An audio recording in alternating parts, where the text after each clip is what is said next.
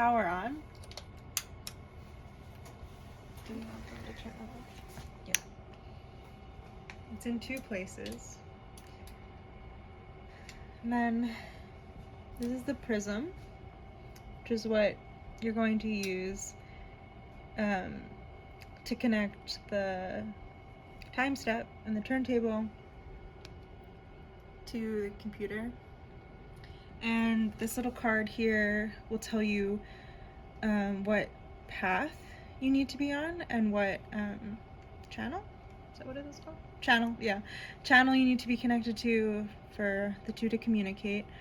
So the TimeStep, which is here, flat, and EQ, which we talked about last class, is on path 2. So this is going to be showing you how to switch the prism to path 2. So first, you want to click this button, and it's going from left to right. It's the first path 2 option. And then you're going to move again to this one. Make sure it says path 2. And now you're going to want to go to this little screen portion of the prism, and you're going to hit bank. And you want to look for the setting 4.2. And so that would show up right here. But if it says something different, like right now we're on 1.1, you're going to first hit bank again.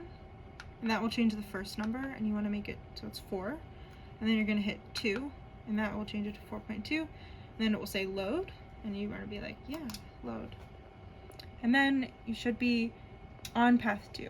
The settings will be set, but then for the TimeStep, you want to be on either flat or EQ. I think for this class we're using EQ, so you want to change the channels to 3/4, and that means you know it's selected. You can hit either one, but they'll both be lit up.